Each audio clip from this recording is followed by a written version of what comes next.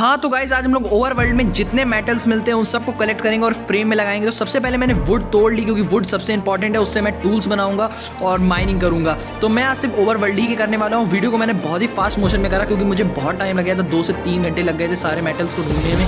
तो सबसे पहले हम लोग को आयरन जैसा कुछ ढूंढना होगा, लेकिन उससे सबसे पहले क्राफ्टिंग टेबल बनानी होगी और क्राफ्टिंग टेबल बनाने के बाद हम लोग कुछ वुडन टूल्स भी बना लेंगे। तो मैं एक परफेक्ट जगह ढूंढ लेता हूँ जहाँ पे मैं क्राफ्टिंग टेबल बना सकता हूँ। तो मुझे नीचे तो कुछ दिख रहा है, मैं नीचे जाऊँगा सबसे पहले और यहीं पर मैं बना लेता हूँ। यहीं पर मैं क्राफ्टिंग टेबल बना लूँगा और कुछ टूल्स बना लूँगा।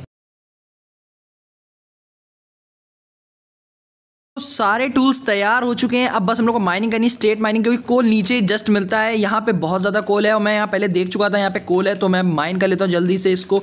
कोल माइन करने के बाद मैं और भी प्रीशियस मेटल ढूंढने की कोशिश करूँगा ऑल वर्ल्ड। तो यहाँ पे सबसे पहले जल्दी जल्दी सारा कोल माइन कर लेते हैं। और मुझे ये भी पता है कि कोल ही के पास कॉपर मिलता है, तो यहीं आसपास अगर हम लोग थोड़ा डिग करेंगे तो हम लोग को कॉपर मिलने के भी चांस होंगे। तो ये देखिए मैंने यहाँ पे डिग किया था थोड़ी देर तक, उसके बाद मुझे कॉपर मिल गया था, क्योंकि यहाँ बहुत ही आसानी से दोनों के कोऑर्डिनेट एक ही होते हैं कोल और कॉपर के माइनक्राफ्ट में। तो आप भी बहुत ही आसानी से ढूंढ सकते हैं। मैंने दोनों को ढूंढ लिया और इन्वेंट्री में कलेक्ट कर लिया है। अब मैं और ब्लॉक्स ढूंढने की कोशिश करूंगा, कुछ अच्छी सी और मिल जाए। वैसे यहाँ पे वाटर के आसपास आयरन बहुत मिलते हैं, तो मैं यहाँ पे कलेक्ट करने की कोशिश करूंगा। लेकिन यहाँ से पानी जो है केव में आ रहा है, पहले मैं इसे ब्लॉक करके बाहर निकल जाता हूँ, फिर मैं इसी केव में वापस आऊँगा, वाटर वाली केव में। तो गाइस जितना भी केव में सामान मिला मैंने सब माइन कर लिया, लेकिन सबसे बड़ी मुसीबत है इस केव से बाहर निकलना। तो बहुत मेहनत करने के बाद इस केव से बाहर निकले, इतने ज़्यादा ब्लॉक्स डिग करे और सब करने के बाद तब जाके कहीं बाहर आ पाए। तो अब हमें और मेटल चाहिए होंगे, तो सबसे पहले आयरन ढूंढते हैं। आयरन कुछ इसी तरीके की जगह में होता है। तो सबसे पहले हम इसी के नीचे जाएंगे वाटर के पास, और ये देखिए यहाँ पे हम लोग को एग्जैक्टली आयरन मिल गया, क्योंकि मुझे बहुत अच्छे से पता है कि आयरन ऐसी ही जगह मिलता है।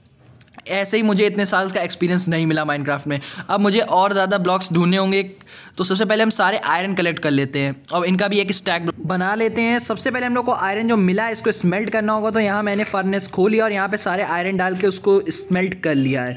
तो अब इनको स्मेल्ट करने के बाद हम लोग को और भी प्रीशियस आइटम्स ढूंढने होंगे। जैसे मैंने पहले कॉपर स्मेल्ट कर लिया और कोल की हेल्प से अब हम लोग चलते हैं और प्रीशियस मेटल्स की माइनिंग पे। गाइस तो 15 मिनट स्ट्रेट माइनिंग करने के बाद मुझे लैपिस मिला है, बहुत ही मुश्किल से मिला है। मैं बहुत देर से माइनिंग कर रहा था, मैंने वो वीडियो पूरा आधा कट कर दिया वहाँ से। ये मिलने के बाद मैंने सारा इसको कलेक्ट कर लिया, बहुत ही मुश्किल से मिला। यहाँ पे मुझे कॉपर मिला लेकिन मैंने लिया नहीं, क्योंकि काफ़ी देर तक नीचे माइनिंग करी और मुझे नीचे गोल्ड ब्लॉक्स भी मिल गया, मैंने उसे माइन कर लिया। मैंने बहुत ज़्यादा इस वीडियो को कट किया है क्योंकि मैं बहुत देर तक इसे खेलता रहा। इतनी आसानी से सारे मेटल्स नहीं मिलते, थोड़ा एक्सपीरियंस लगता है और थोड़ी मेहनत लगती है। तो मुझे सारे ब्लॉक्स मिल गए। उसके बाद मुझे आना था ऊपर, क्योंकि मुझे अब एमरल्ड्स, डायमंड्स और सब चाहिए था। मुझे डायमंड्स भी आखिर मिल गए जब मैं ऊपर आ रहा था थोड़ा सा।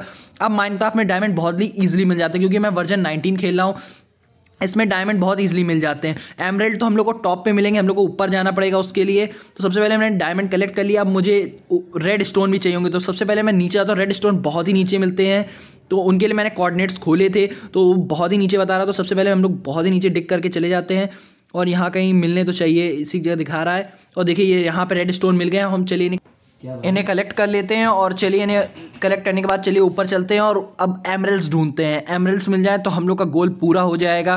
तो सबसे पहले मैंने ब्लॉक्स लगाए और मैं ऊपर आने लगा, और यहाँ से निकलना बहुत ही मुश्किल है। मुझे स्ट्रेट ब्लॉक्स लगा के ऊपर जाना पड़ा और बहुत सारी माइनिंग करनी पड़ी। सारे हमने केव्स बंद कर दिए, उसके बाद मैं लगातार ऊपर चलता ही। तो ऊपर आ गए, सबसे पहले उनको स्मेल्ट करके उनके इग्नेट बना लेते हैं और उन्हें फ्रेम कर देंगे वॉल पे, क्योंकि ब्लॉक्स बनाने के लिए बहुत ज़्यादा चाहिए होता, उतना हम लोग नहीं कलेक्ट कर पाए, तो सिर्फ फ्रेम्स में लगा के हम लोग वॉल पे स्टिक कर देंगे। तो सबसे पहले हम लोग ने ये सब कलेक्ट कर लिया था। फूड भी थोड़ा ले लेते हैं और कोल और माइन कर लेते हैं, क्योंकि हम लोग को कोल कम पड़ गया था वहाँ पे।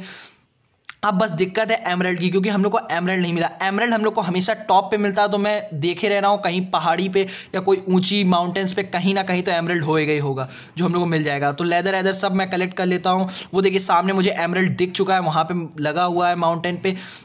तो सबसे पहले मैं ऊपर जाता हूँ, वहाँ पे माइन कर लेता हूँ एमरल्ड, और इसको भी मैं ले जाता हूँ और अपनी कलेक्शन में लगा देता हूँ। तो ये सब जमा करने के बाद हमारी कलेक्शन हो गई तैयार, और मैंने इसे एक दीवार पे सबको स्टिक कर दिया है फ्रेम की मदद से। और ये देखिए ये रही हमारी कलेक्शन।